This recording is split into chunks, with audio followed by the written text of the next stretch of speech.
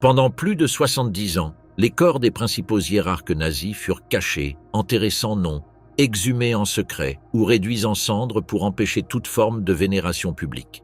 Il ne reste aucun mausolée ni pierre tombale, seulement de la terre remuée, des documents classifiés et des coordonnées qui ne furent jamais enregistrées officiellement. Certaines tombes furent localisées par accident, d'autres profanées par des collectionneurs clandestins. Dans certains cas, les restes furent identifiés par analyse médico-légale des décennies plus tard, et dans les plus extrêmes, on opta pour la disparition complète, dispersion dans les rivières, crémation multiple ou enterrement dans des cimetières juifs pour effacer toute trace symbolique. Qu'y avait-il à l'intérieur de ces tombes scellées après la guerre? Pourquoi les gouvernements optèrent-ils pour les cacher au lieu de les exhiber comme preuve? Et quels secrets révélèrent réellement les tombes cachées des leaders nazis? Heinrich Himmler, le fantôme de la forêt de Lüneburg. Heinrich Himmler mourut comme il avait vécu, dans l'ombre, entouré de secrets et laissant derrière lui une énigme qui perdurerait pendant des générations. L'architecte du système de camps de concentration et chef suprême des SS termina ses jours dans une cellule britannique de Lüneburg, mais son histoire post-mortem ne faisait que commencer. La capture avait été presque accidentelle. Déguisé comme sous-officier de police sous le nom Heinrich Hitzinger, Himmler tentait de disparaître parmi les millions de réfugiés qui erraient dans l'Allemagne détruite. Le 21 mai 1945, une patrouille britannique de routine l'arrêta près de Bremervörde. Ses documents falsifiés étaient convaincants, mais quelque chose dans son comportement éveilla les soupçons. Durant l'interrogatoire initial, Himmler maintint son identité falsifiée. Cependant, quand il fut transféré au quartier de Lüneburg pour un examen plus détaillé, la pression devint insupportable. La reconnaissance était inévitable. Le 22 mai, il confessa sa véritable identité à ses capteurs britanniques, qui ne pouvaient pas croire qu'ils avaient entre leurs mains le deuxième homme le plus puissant du régime nazi. Le protocole médical était strict pour les prisonniers de haute valeur. Durant la révision physique, le docteur Wells détecta quelque chose d'étrange entre les molaires d'Himmler. En tentant d'extraire l'objet, le prisonnier réagit violemment, mordit la main du médecin et broya une capsule de cyanure cachée dans sa dentition. Le son du verre qui se brisait résonna dans la petite cellule comme le dernier écho du Reich qui s'évanouissait. La mort fut instantanée. Les tentatives de réanimation résultèrent inutiles. En quelques minutes, l'homme qui avait orchestré l'assassinat de millions de personnes avait échappé à son jugement terrestre. La frustration britannique était palpable. Ils avaient eu le criminel de guerre le plus recherché entre leurs mains et ils l'avaient perdu par une négligence médicale. Les procédures post-mortem révélèrent la méticulosité britannique pour documenter l'événement. Des photographies exhaustives furent prises, des masques mortuaires en plâtre furent créés et une autopsie complète fut réalisée. Le cerveau fut extrait pour des études postérieures, suivant la croyance que la science pourrait déchiffrer les mécanismes mentaux de la méchanceté. Chaque détail fut enregistré. La complexion robuste, la tête récemment rasée, les lunettes caractéristiques et une légère déviation nasale qui coïncidait avec les descriptions de renseignements. L'identification dentaire résulta définitive. Les registres odontologiques des SS furent comparés minutieusement avec la dentition du cadavre. Les coïncidences étaient absolues, plombage spécifique, une couronne d'or distinctive et une configuration molaire unique qui éliminait toute possibilité d'erreur. Les Britanniques avaient confirmation scientifique qu'Heinrich Himmler était mort sous leur garde. Mais la gestion du corps posait un dilemme stratégique. N'importe quelle tombe marquée se convertirait inévitablement en lieu de pèlerinage pour les sympathisants nazis. Le Reich avait effondré, mais ses adhérents demeuraient actifs dans la clandestinité. Une sépulture identifiable d'Himmler pourrait se transformer en autel idéologique avec des implications politiques imprévisibles. La solution fut radicale, enterrement anonyme en lieu secret. À l'aube du 26 mai, un petit détachement britannique transporta le corps enveloppé dans des toiles militaires vers le Lüneburger Heide, une vaste forêt marécageuse au sud de la ville. Le lieu choisi manquait de chemins accessibles et était couvert par une végétation dense qui rendrait difficiles les localisations futures. L'enterrement se réalisa sans cérémonie ni registre de coordonnées précises. Le corps fut déposé dans une fosse simple, sans cercueil ni marqueur. Les soldats reçurent des ordres explicites. Ne pas laisser de signaux visibles, ne pas prendre de photographie du site et maintenir un silence absolu sur l'opération. L'objectif était qu'Himmler disparaisse non seulement de la vie, mais aussi de la géographie. Pendant des décennies, la forêt de Lüneburg garda son secret. Cependant, les rumeurs persistaient. Dans les années 50, commencèrent à circuler des histoires sur une seconde exhumation menée par les Britanniques eux-mêmes. Des documents internes du service de renseignement militaire mentionnaient une réévaluation médicale et activité de terrain à Lüneburg qui suggérait des opérations postérieures. L'hypothèse la plus controversée pointait vers une crémation tardive dans des installations de camps de concentration abandonnés. Des communications chiffrées entre le ministère de l'Intérieur britannique et les services de renseignement faisaient référence à la neutralisation finale de restes liés à des figures nazies. Bergen-Belsen, libéré quelques semaines avant par les troupes britanniques, disposait de fours crématoires fonctionnels et se trouvait géographiquement proche de Lüneburg. Cette théorie suggérait une justice poétique macabre. L'architecte du système d'extermination aurait terminé réduit en cendres dans les mêmes fours où moururent ses victimes. Cependant, aucun document officiel ne confirmait cette version. La spéculation se nourrissait de témoignages fragmentaires et de références obliques dans des archives partiellement déclassifiées. Les archives britanniques relatives à Himmler demeurent majoritairement scellées. Dans les archives nationales de Kew Gardens existent multiples dossiers étiquetés avec des restrictions d'accès qui ne seront pas levées jusqu'au milieu du XXIe siècle.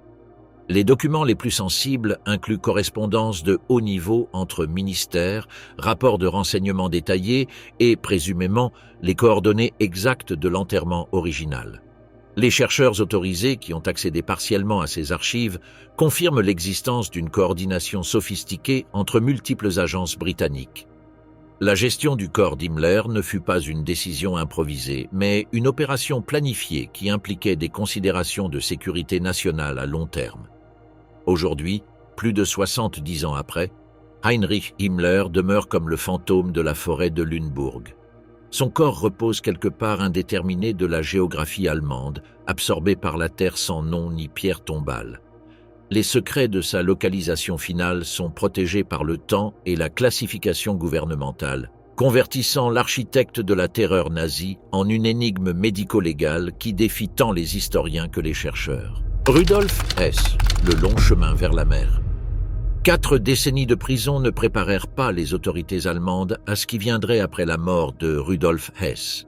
Son décès à Spandau, le 17 août 1987, déclencha une saga qui s'étendrait sur plus de 2 décennies, traversant 2 exhumations, multiples controverses politiques et une crémation finale qui chercha à effacer définitivement sa présence physique du monde. La mort du dernier prisonnier du Troisième Reich généra immédiatement des théories conspirationnistes. Officiellement cataloguée comme suicide, la scène dans la cabane du jardin de Spandau montrait le vieillard de 93 ans avec un câble électrique autour du cou. Cependant, Wolf Rüdiger Hess, fils du défunt, défia cette version dès le premier moment. Un hématome crânien mentionné dans des rapports internes, joint à l'absence d'empreinte digitale sur le câble utilisé, alimenta les soupçons d'assassinat pour éviter une libération humanitaire qui, selon certains secteurs, semblait imminente. La prison de Spandau, maintenue par les 4 puissances alliées depuis la fin de la Seconde Guerre mondiale, s'était convertie avec le temps en une installation anachronique. La permanence de Hess comme unique détenu, sous un régime de surveillance disproportionné et coûteux, avait provoqué des années de débats diplomatiques. Les États-Unis et le Royaume-Uni montraient des signaux d'être disposés à considérer sa libération pour des raisons humanitaires. L'Union soviétique s'opposait fermement. Dans ce contexte de tensions latentes, sa mort soudaine généra des interprétations immédiates sur la convenance géopolitique. Malgré les controverses, le 20 août 1987, le corps fut remis à la famille et transféré à Wunsiedel, une petite ville bavaroise où reposaient les parents de Hess. Les funérailles attirèrent des centaines d'assistants, beaucoup d'entre eux sympathisants d'extrême droite qui voyaient en Hess un martyr du national-socialisme. La tombe, marquée d'une pierre tombale simple qui portait uniquement son nom et ses dates, semblait fermer un chapitre historique. Cependant, la réalité s'avéra plus complexe. Durant la décennie de 1990, le cimetière se transforma en épicentre de pèlerinage annuel chaque 17 août. Les services de renseignement allemands documentèrent méticuleusement ces concentrations. Le Bundesamt für Verfassungsschutz enregistra la participation d'organisations de plus de 10 pays, incluant des mouvements néofascistes d'Italie, Hongrie, Pays-Bas et Scandinavie. Les chiffres augmentaient chaque année. Les photographies de surveillance révélaient une liturgie politique élaborée. Drapeau du Reich, banderoles proclamant Hess comme martyr de la paix, et cérémonies chorégraphiées avec des torches qui recréaient l'esthétique symbolique du nazisme.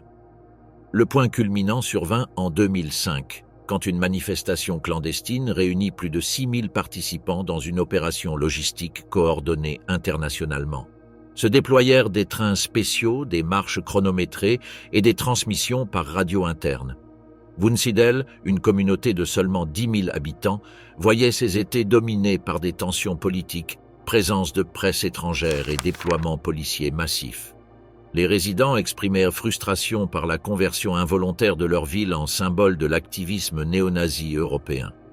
La pression sur les autorités locales devint insoutenable quand la couverture médiatique internationale commença à associer définitivement le nom de la ville avec l'extrémisme politique.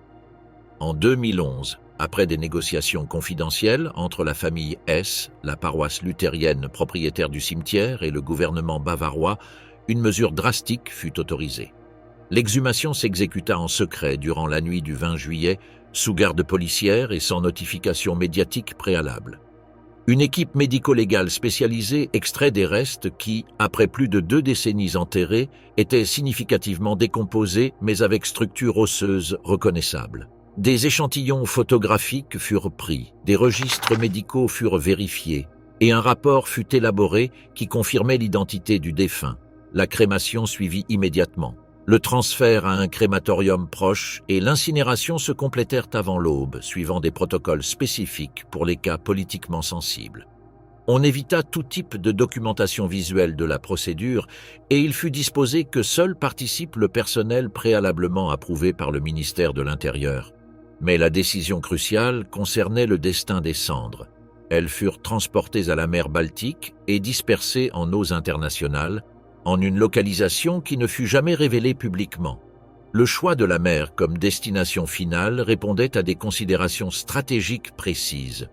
Aucun courant océanique ne pourrait concentrer les restes en un lieu spécifique récupérable, éliminant définitivement tout point physique de référence pour de futurs hommages. La destruction de la pierre tombale fut exécutée simultanément. Utilisant des outils pneumatiques, les travailleurs municipaux démolirent la pierre et reconfigurèrent la parcelle comme partie du design général du cimetière.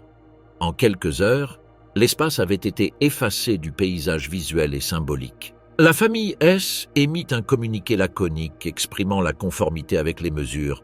Cette coopération familiale résulta cruciale pour éviter des batailles judiciaires prolongées qui auraient pu compliquer l'opération. Selon des rapports internes du gouvernement bavarois, les négociations inclurent des clauses de confidentialité et des garanties sur la gestion digne des restes. Les réactions des groupes extrémistes furent prévisiblement hostiles, mais l'élimination du point focal physique à Wunsiedel fragmenta effectivement leur capacité d'organisation massive. Depuis 2011, les manifestations en mémoire de Hess ont perdu échelle, visibilité et cohérence géographique. Sans une tombe spécifique qui fonctionne comme point de réunion, les actes commémoratifs se dispersèrent par multiples pays et se réduisirent numériquement. Les autorités bavaroises maintiennent surveillance active sur les tentatives de créer des sanctuaires alternatifs ou symboliques, spécialement dans des zones rurales de Saxe et Thuringe, où des groupes extrémistes tentèrent d'établir des monuments illégaux. Tous ont été démantelés rapidement. Le voyage de Rudolf Hess depuis la prison de Spandau jusqu'aux eaux de la Baltique représente une des stratégies les plus radicales appliquées par les autorités démocratiques pour contrôler la mémoire historique. Son cas illustre comment un cadavre peut se convertir en symbole politique et les mesures extrêmes requises pour neutraliser cette symbolisation quand elle affecte la stabilité sociale et la paix communautaire. L'État allemand, en exécutant cette opération, consolida une politique de neutralisation physique préventive, qui depuis lors a servi de référence dans des cas similaires. L'élimination de lieux de culte involontaires à des figures du Troisième Reich devint prioritaire pour empêcher la continuité symbolique d'une idéologie défaite militairement, mais encore active dans la clandestinité idéologique. La tombe de Hess, au lieu de fermer son histoire, se convertit en centre d'une bataille prolongée pour le contrôle de la narrative sur le passé nazi. Aujourd'hui, aucune pancarte ne rappelle à Wunsiedel qui fut enterré un des visages les plus emblématiques du régime. Aucune pierre tombale, aucun registre visuel. Seulement des archives municipales scellées et des photographies de surveillance d'un passé récent. La disparition physique de Rudolf Hess de la carte est, peut-être, le geste le plus catégorique qu'une démocratie put faire face à l'ombre persistante d'un symbole politique dangereux. Heinrich Müller, le mystère du cimetière juif. La recherche du chef de la Gestapo Heinrich Müller se convertit en une des énigmes médico-légales les plus persistantes de l'après-guerre, culminant avec la découverte que ses restes pourraient avoir toujours été au lieu le plus ironique possible, un cimetière juif au cœur de Berlin. Cette révélation transforma des décennies de spéculations sur des fuites internationales en une histoire d'ironie historique macabre. Müller avait disparu durant le chaos final du Troisième Reich. Sa dernière apparition confirmée survint le 30 avril 1945 dans le Führerbunker, le même jour du suicide d'Hitler. Des témoins présents se souvenaient de ses déclarations sur préférer la mort avant la capture soviétique.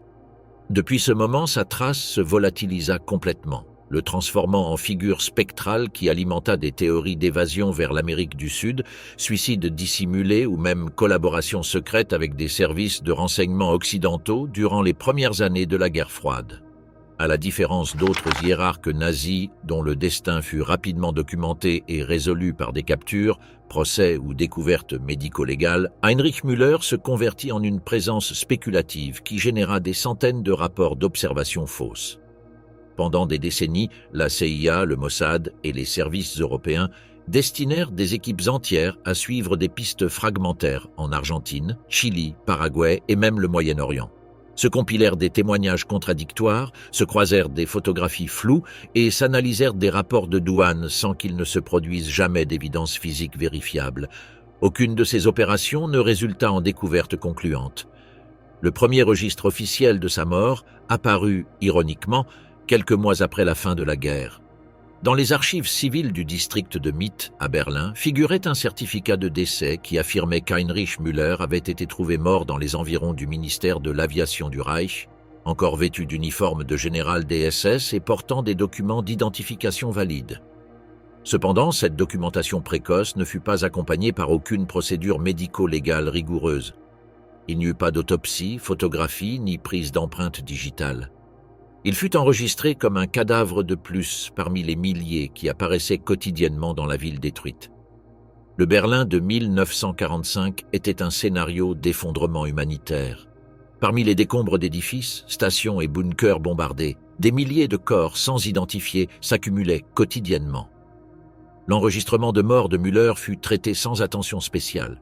Son supposé corps fut transféré à une zone d'enterrement massif et enterré dans le cimetière de Lilienthalstrasse, avec d'autres victimes non identifiées. Cette version officielle se maintint sans questionnement jusqu'à 1963, quand des pressions internationales, principalement du gouvernement israélien et du Congrès juif mondial, forcèrent une vérification médico-légale. L'exhumation de la tombe signalée comme appartenant à Müller produisit des résultats déconcertants. Le cercueil contenait des restes de 3 individus différents, aucun compatible avec les caractéristiques physiques connues du hiérarque nazi. La tombe était évidemment fausse. Non seulement elle ne contenait pas le suspect, mais elle ne correspondait à aucune identification préalablement validée. La découverte ranima les spéculations sur fuite et survie.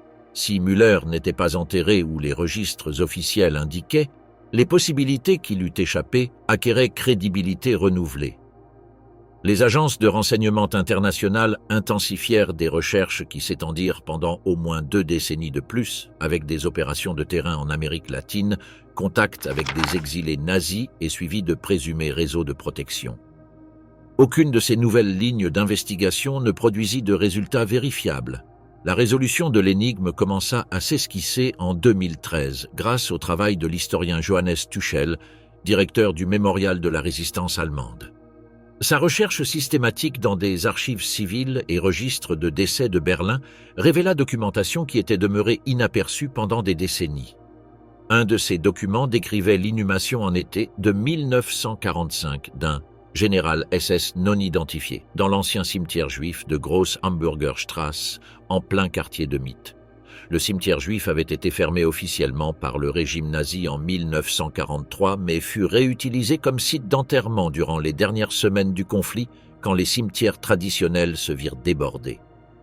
Selon les registres d'urgence de la mairie berlinoise, plus de 2400 cadavres furent déposés en fosses communes dans le périmètre de l'ancien champ saint, incluant le corps d'un officier de haut rang avec documentation des SS. Tuchel accéda de plus au témoignage original de Walter Lüders, travailleur funéraire chargé du cimetière en 1945. Dans une interview réalisée dans les années 70, Lüders avait mentionné spécifiquement l'enterrement d'un officier avec un signe SS botte haute, décoration visible et un document d'identité gardé dans la veste. Ces détails coïncidaient exactement avec les circonstances de la découverte documentée après la guerre, mais n'avaient jamais été corrélés avec la disparition de Müller. La documentation avait été archivée sans analyse majeure due au fait que le cimetière était en désaffectation et considéré zone sensible durant la période communiste. La révélation généra des réactions contrastantes. Le mémorial de la résistance allemande appuya la recherche comme la résolution la plus solide disponible jusqu'au moment. En revanche, la communauté juive allemande exprima indignation. Le Conseil central des Juifs en Allemagne déclara que la présence de Müller dans le cimetière juif résultait insupportable, bien qu'ils reconnurent que la situation de 1945 avait été exceptionnelle et que les chargés ne pouvaient pas avoir su avec précision qui ils étaient en train d'enterrer. Les autorités religieuses confirmèrent que la loi juive interdit les exhumations de fosses communes, spécialement quand elles impliquent multiples individus enterrés conjointement. Cette restriction à la quique garantit que même si l'on soupçonne raisonnablement que les restes de Müller sont là, ils ne seraient pas enlevés ni analysés médicalement. Les normes religieuses s'imposent dans ce cas aux considérations historiques ou judiciaires. L'ironie historique est évidente.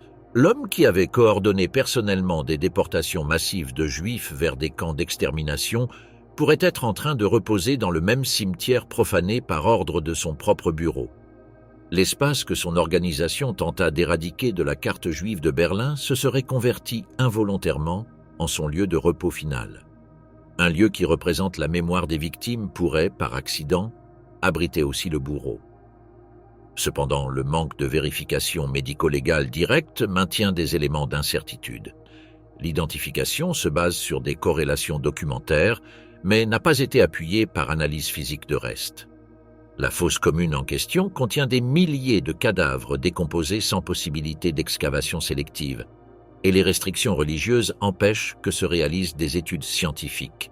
Par conséquent, l'affirmation que Müller est là a des effets historiques hautement probables mais pas concluantes. Aujourd'hui, le lieu où possiblement repose Heinrich Müller manque de signalisation ou reconnaissance. L'ancien cimetière juif fonctionne comme espace commémoratif des victimes de l'Holocauste. Une plaque rappelle des figures comme Moses Mendelssohn et autres juifs illustres dont les tombes furent profanées par ordre de la même Gestapo que Müller dirigeait. Aucun panneau, symbole ou indication ne marque le lieu où possiblement gît un des hommes les plus létaux de l'appareil nazi. L'histoire de Müller représente un cas limite dans la mémoire historique européenne. Un criminel recherché pendant un demi-siècle qui, très probablement, n'abandonna jamais Berlin. Un homme dont la disparition alimenta des mythes de fuite en Amérique et complicité avec des services secrets, quand l'évidence suggère qu'il fut enterré précipitamment à quelques mètres de son lieu de travail.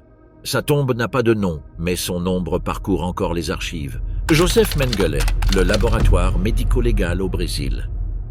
Un cimetière suburbain de Sao Paulo se transforma en laboratoire international d'anthropologie médico-légale quand la science moderne s'affronta à plus de 3 décennies de dissimulation, documentation falsifiée et évasion systématique. L'identification de Joseph Mengele se convertit en un des cas les plus complexes du XXe siècle où chaque fragment osseux racontait une histoire que les autorités brésiliennes tardèrent des années à déchiffrer. Mengele était mort le 7 février 1979 en nageant sur les côtes de Bertioga, victime d'un infarctus fulgurant. Le décès fut soudain et non témoin par les autorités. Le corps fut récupéré par des connaissances qui l'enterrèrent avec rapidité et sous un nom faux. Depuis 1945, Mengele avait vécu sous distinctes identités en Argentine, Paraguay et finalement au Brésil, éludant activement les chasseurs de nazis et esquivant des opérations de renseignement internationales qui, pendant des décennies, le situaient en multiples lieux sans confirmation vérifiable. Au moment de sa mort, il utilisait les documents de Wolfgang Gerhard, un citoyen autrichien qui avait abandonné le Brésil des années avant. L'enterrement dans le cimetière d'Embu das Artes se déroula sans incident. Aucune autorité brésilienne ne soupçonna l'identité réelle du défunt. Pendant 6 ans, un des criminels de guerre les plus recherchés du monde reposa anonymement dans les banlieues paulistes, tandis que l'identité de Gerhard continuait active dans des registres civils sans alertes internationales. La piste surgit en 1985 avec la détention de la famille Stammer durant une opération contre des réseaux d'appui à des fugitifs nazis. Sous interrogatoire, ils révélèrent que l'homme enterré comme Wolfgang Gerhard était en réalité Joseph Mengele. Ce fut la première localisation physique confirmée du dit « Ange de la mort », responsable direct d'expériences médicales létales à Auschwitz et autres installations du système concentrationnaire nazi. L'exhumation du 6 juin 1985 s'exécuta comme opération scientifique internationale. Participèrent des autorités brésiliennes, allemandes et institutions médico-légales avec des observateurs de plusieurs pays européens et nord-américains. L'équipe conjointe inclut le médico-légiste Daniel Romero Munoz de l'Institut médico-légal de Sao Paulo et le professeur Richard Elmer, spécialiste en identification crânio-faciale de l'Université de Heidelberg. Chaque pas fut enregistré visuellement et documentalement pour garantir légitimité scientifique et traçabilité judiciaire des restes.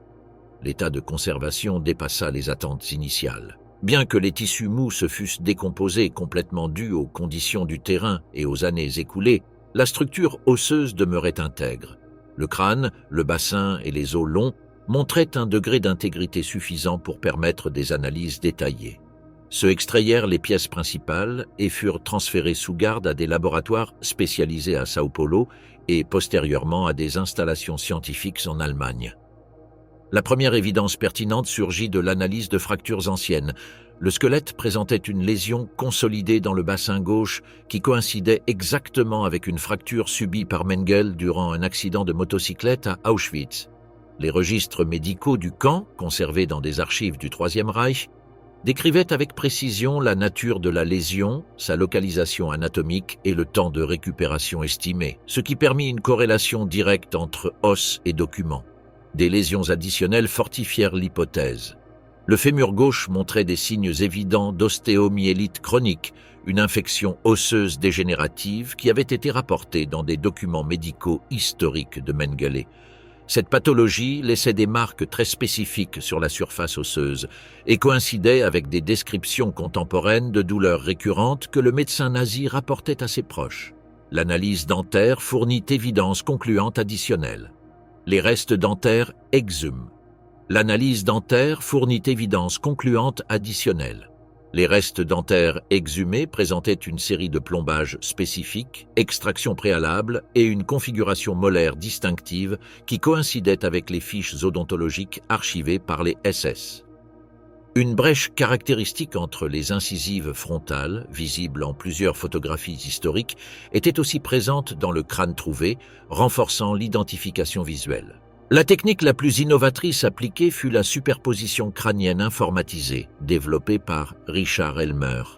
Utilisant des photographies historiques du visage de Mengele et des radiographies du crâne exhumé, l'équipe appliqua morphométrie faciale qui comparait des proportions anatomiques clés comme l'angle mandibulaire, la forme de la cavité nasale et la distance interorbitale. Les résultats montrèrent correspondance totale en multiples points de référence crânio-faciaux, appuyant avec haute probabilité l'identité de l'individu. Malgré l'accumulation d'évidences anatomiques et documentaires, persistaient des doutes résiduels. En 1985, la science génétique était en une étape encore primitive. N'existait pas de techniques accessibles ni standardisées pour l'obtention de profils génétiques à partir de restes osseux dégradés. La confirmation définitive requérait des preuves d'ADN qui n'étaient pas disponibles technologiquement en ce moment. La validation génétique arriva en 1992, quand des avancées scientifiques permirent l'extraction de matériel génétique viable depuis des os détériorés. Se prirent des échantillons du fémur et une molaire du squelette. Celles-ci furent traitées dans des laboratoires de l'Université de Leeds au Royaume-Uni et l'Institut de médecine légale de Bonn, en Allemagne. La comparaison se réalisa avec l'ADN du fils de Mengele, Rolf, qui accéda à collaborer avec la recherche sous conditions de confidentialité. Le résultat fut concluant. Coïncidence génétique supérieure à 99,99%. Le rapport conjoint fut publié dans Forensic Science International, consolidant le cas comme un des premiers dans lesquels la génétique médico-légale résolut une identité historique de haut profil. Le cas Mengele se convertit en référence méthodologique obligatoire pour des recherches internationales sur des criminels de guerre, disparitions forcées et analyse rétrospective de restes humains dans des processus judiciaires. L'étape post-identification généra des controverses additionnelles. La famille Mengele, installée en Allemagne occidentale, ne réclama jamais formellement les restes. L'absence d'intérêt familial pour récupérer le corps permit aux autorités brésiliennes de le conserver sous garde étatique. En 2016, la justice fédérale du Brésil autorisa officiellement l'usage du squelette dans des programmes éducatifs universitaires, considérant sa valeur historique, médico-légale et pédagogique unique. Depuis lors, les restes de Joseph Mengele ont été utilisés dans des cours d'anthropologie médico-légale et médecine légale à l'Université de São Paulo. Étudiants et spécialistes travaillent sur identification crânio-faciale, estimation d'âge osseux, analyse de pathologie et techniques de préservation. Cet usage convertit le squelette du criminel en un outil éducatif destiné à former de nouvelles générations de professionnels médico-légaux. La décision de maintenir le squelette au Brésil, au lieu de le rapatrier ou l'enterrer, répondit à des considérations scientifiques et juridiques. En se traitant d'un cas exceptionnel dans l'histoire criminelle du XXe siècle, les restes représentent un matériel irremplaçable pour la recherche et l'enseignement en identification médico-légale. De plus, sa conservation garantit que le cas puisse être réanalysé conformément à l'évolution des techniques disponibles. L'enterrement clandestin se transforma en une pièce d'évidence. La tombe anonyme à Embu das Artes passa d'être une cachette à se convertir en point de départ pour une opération scientifique internationale sans précédent. La science, dans ce cas, atteignit finalement un fugitif qui avait éludé pendant des décennies les systèmes judiciaires de la moitié du monde. L'histoire médico-légale de Joseph Mengele établit de nouveaux protocoles pour l'identification de criminels de guerre. Elle montra comment la collaboration internationale entre institutions scientifiques et judiciaires peut résoudre des cas historiquement sensibles avec précision, objectivité et rigueur. En un siècle marqué par l'impunité de beaucoup de responsables de l'Holocauste, le cas Mengele démontra que, bien que la justice légale puisse faillir, la science peut arriver tard, mais avec certitude. Reinhard Heydrich, la recherche du trésor perdu. 2 tentatives de profanation séparées par presque 2 décennies exposèrent l'existence de marchés souterrains sophistiqués, où des objets nazis atteignent des valeurs astronomiques.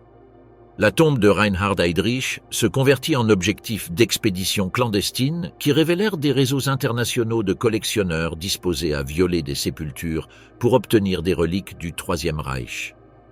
Heydrich avait été enterré avec honneur étatique le 9 juin 1942 après mourir par les blessures de l'attentat de Prague. Ses funérailles dans la nouvelle chancellerie représentèrent une des cérémonies les plus élaborées du régime nazi, avec présence d'Hitler, Himmler et l'élite du parti. Le cercueil, couvert avec le drapeau du Reich et escorté par les SS, fut transporté au cimetière militaire Invalidenfriedhof de Berlin. L'enterrement suivit protocole militaire strict. Heydrich fut enterré en uniforme de gala des SS avec ses décorations et, selon tradition du corps, accompagné par son épée d'honneur. Le cercueil, construit en bois d'ébène avec ferrures métalliques de haute qualité, fut dessiné pour résister des décennies d'humidité souterraine. Hitler avait planifié construire un mausolée monumental qui ne se matérialisa jamais. L'occupation soviétique changea radicalement le destin de la tombe. les forces de l'armée rouge enlevèrent systématiquement tous les symboles nazis du cimetière, incluant la pierre tombale de Heydrich. Pour 1950, sa tombe était demeurée complètement sans marque, se transformant en un morceau anonyme de gazon qui cachait un des enterrements les plus significatifs du Troisième Reich. La construction du mur de Berlin en 1961 divisa le cimetière, laissant la section où reposait Heydrich en territoire d'Allemagne orientale. Pendant des décennies, le site demeura oublié par le public général, mais pas par un petit cercle d'historiens spécialisés, qui conservèrent des registres précis de sa localisation. Cette connaissance restreinte se convertirait en facteur crucial pour les événements postérieurs. La première tentative de profanation survint en l'année 2000. Le personnel du cimetière découvrit une excavation partielle dans la zone où reposaient les restes de Heydrich. L'opération avait été interrompue avant d'atteindre le cercueil, possiblement par l'arrivée de surveillants nocturnes. Les perpétrateurs ne furent pas identifiés, mais la recherche policière révéla qu'ils avaient utilisé des outils professionnels et connaissaient exactement la localisation. La seconde tentative, en décembre 2019, fut plus sophistiquée et réussie. Les intrus excavèrent durant la nuit du 12 décembre, atteignant effectivement le cercueil et enlevant partiellement sa couverture extérieure.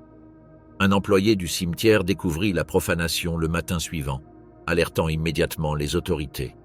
L'inspection médico-légale du site violé révéla des détails significatifs. Le trou avait été excavé avec précision chirurgicale, minimisant le dommage au gazon environnant pour éviter détection précoce. Les outils incluaient des pelles spécialisées pour excavation archéologique et des dispositifs d'éclairage portable qui permettaient de travail nocturne silencieux. Les chercheurs confirmèrent que le cercueil avait été accédé, mais déterminèrent qu'aucun reste humain n'avait été extrait. Cette sélectivité suggérait que les perpétrateurs cherchaient des objets spécifiques enterrés avec Heydrich, pas ses restes corporels. La police berlinoise conclut qu'il s'agissait d'une opération de vol par commande, dirigée à obtenir des artefacts nazis de haute valeur. L'inventaire probable du contenu funéraire incluait des éléments extraordinairement précieux pour des collectionneurs clandestins. Son uniforme de gala des SS, avec insignes originaux d'Obergruppenführer, représentait une pièce muséistique unique. Les décorations posthumes, incluant l'ordre allemand et la médaille de sang, avaient été déposées cérémoniellement sur des coussins funéraires et possiblement transférées à l'intérieur du cercueil. Mais l'objet le plus convoité était son épée d'honneur SS, connue comme SS Ehrendegen. Ces épées, octroyées personnellement par Himmler à des officiers sélects, combinèrent valeur historique avec artisanat exceptionnel. Le marché noir avait établi des prix jusqu'à 2 millions d'euros pour des épées documentées de hauts hiérarques du régime.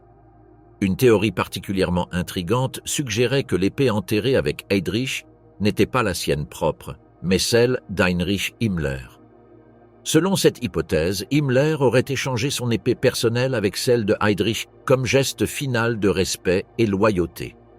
Cette tradition de l'échange d'honneur était connue dans le protocole SS, bien que non documentée officiellement dans le cas spécifique.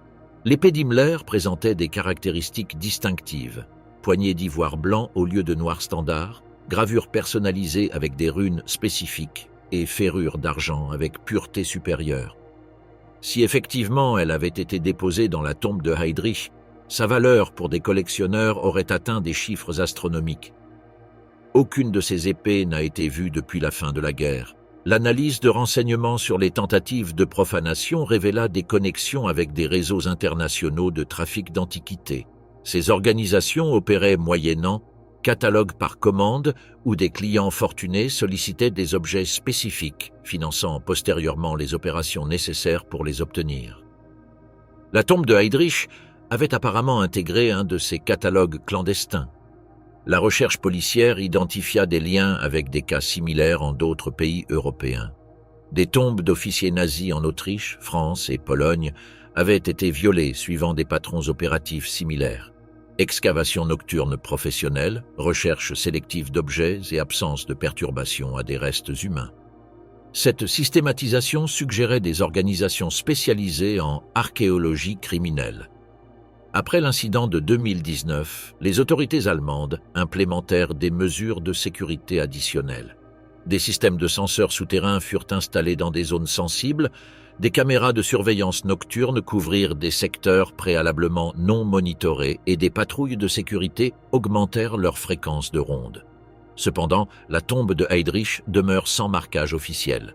Les autorités ont évité de signaler le site par crainte qu'il se convertisse en point de pèlerinage pour des sympathisants nazis ou, alternativement, en objectif plus visible pour de futures tentatives de profanation.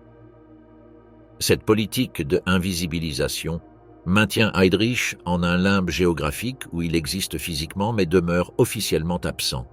La tombe se transforma de lieu de repos en objectif commercial, révélant comment l'histoire peut être littéralement excavée et commercialisée par ceux qui voient dans le passé criminel une opportunité de lucre présent. Les tentatives de profanation illustrent la persistance de marchés clandestins pour des objets liés au Troisième Reich et les mesures extrêmes que quelques collectionneurs sont disposés à prendre pour les obtenir. Adolf Hitler et Eva Braun, des flammes au fleuve Bidritz.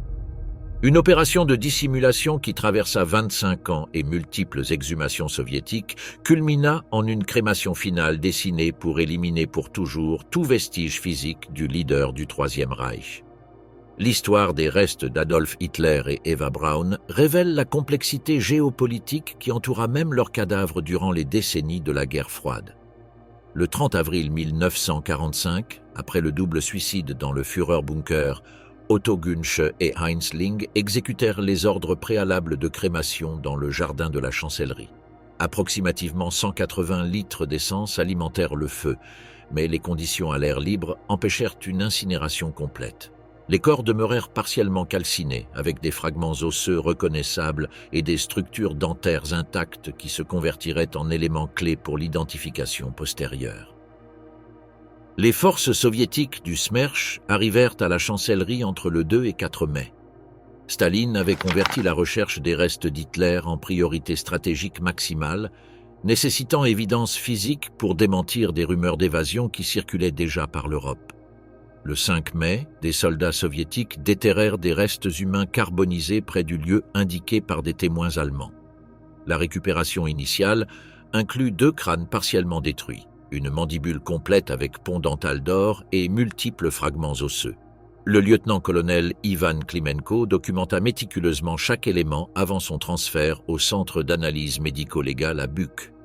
Là commença le premier enterrement secret sous surveillance militaire stricte, initiant une chaîne de dissimulation qui s'étendrait par décennies. L'identification médico-légale dépendit crucialement de l'analyse dentaire. Käthe Heusermann, assistante dentaire d'Hitler, et Fritz Echtmann, technicien prothésiste du docteur Hugo Blaschke, furent soumis à des interrogatoires exhaustifs. Tous deux identifièrent positivement la mandibule trouvée, qui correspondait exactement avec les ponts métalliques et couronnes dorées des traitements dentaires d'Hitler. Cette identification dentaire se maintiendrait comme l'élément le plus solide de vérification pendant des décennies. Cependant, des considérations de sécurité politique motivèrent une exhumation en 1946. Les restes furent transférés au quartier du Smerch à Magdebourg, où ils demeurèrent enterrés dans le jardin arrière d'un logement militaire dans la rue Westenstrasse.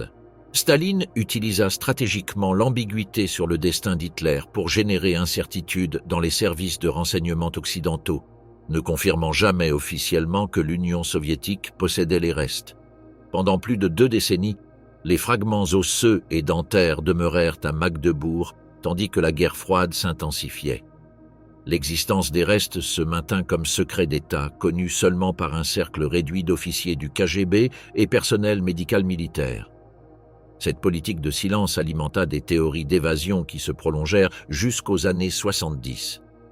En 1970, le directeur du KGB Yuri Andropov considéra que l'existence des restes en territoire allemand représentait un risque politique inacceptable. Les négociations du traité de non-agression entre la RDA et l'URSS avaient intensifié la pression diplomatique, et le potentiel de filtration publique menaçait de créer des controverses internationales imprévisibles. L'ordre d'exhumation finale fut émis directement par Andropov en mars 1970. Des agents du 3e département spécial du KGB exécutèrent l'opération nocturne avec participation de personnel médical militaire. Les restes furent extraits, transférés en conteneurs hermétiques à une installation crématoire mobile et réduits complètement en cendres moyennant des procédures scientifiquement contrôlées. La destruction finale fut exécutée avec méticulosité extrême. Les cendres furent analysées pour confirmer qu'il ne restait pas de fragments osseux identifiables, puis transportées au fleuve Biederitz, un petit affluent de l'Elbe près de Schönebeck. La dispersion se réalisa depuis multiples points le long du lit pour empêcher toute concentration localisée de matériel, garantissant dispersion irréversible. Néanmoins, des fragments sélects furent préservés dans les archives centrales du KGB. Une section de mandibule avec pont métallique, 2 fragments crâniens et échantillons dentaires. Ces éléments demeurent sous garde du FSB à Moscou, constituant l'unique évidence physique restante d'Adolf Hitler. Leur préservation répondait à des nécessités de vérification historique et possibles exigences médico-légales futures. En 2018, le médecin médico-légal français Philippe Charlier obtint accès autorisé à ces fragments conservés. Ces analyses microscopiques, métallographiques et de carbone confirmèrent l'authenticité des restes dentaires, validant scientifiquement les identifications soviétiques réalisées en 1945. L'étude, publiée dans European Journal of Internal Medicine, ferma définitivement les spéculations sur authenticité des découvertes soviétiques. Le cas d'Eva Braun suivit un patron parallèle avec moindre documentation spécifique. Ces restes furent traités conjointement avec ceux d'Hitler durant toutes les phases d'enterrement, exhumation et crémation finale. L'identification se basa sur analyse d'une mandibule avec couronne de platine qui coïncidait avec des registres dentaires disponibles, bien que la documentation sur son cas demeure plus fragmentaire. Les archives soviétiques relatives maintiennent des restrictions partielles d'accès. Bien que des documents basiques furent déclassifiés entre 1991 et 2010, informations sensibles sur des procédures opératives, localisation exacte et personnel impliqué conservent classification. Le gouvernement russe justifie ces restrictions alléguant des considérations de sécurité nationale qui transcendent le contexte historique. La stratégie soviétique de dissimulation multiple et destruction finale représenta une des opérations de démémorialisation les plus sophistiquées de l'histoire moderne. Son objectif transcendait l'élimination de restes physiques. Elle cherchait à empêcher toute possibilité future de localisation, vénération ou instrumentalisation politique des corps d'Hitler et Eva Braun, neutralisant préventivement toute tentative de mythification posthume. Martin Bormann, le crâne qui réapparut 28 ans après. Une découverte fortuite durant des travaux urbains en 1972 initia une recherche qui s'étendrait par décennies et culminerait avec l'application de technologies génétiques d'avant-garde pour résoudre une des énigmes les plus durables de la recherche de criminels nazis. Le cas de Martin Bormann illustre l'évolution de la science médico-légale depuis la spéculation historique jusqu'à la certitude scientifique absolue. La disparition de Bormann avait commencé durant la nuit du 1 au 2 mai 1945, quand il participa à la tentative échouée d'évasion du Führerbunker. Le groupe, mené par le général Wilhelm Mohnke, tenta de croiser les lignes soviétiques à travers le pont Weidendammer, mais fut dispersé par le feu d'artillerie.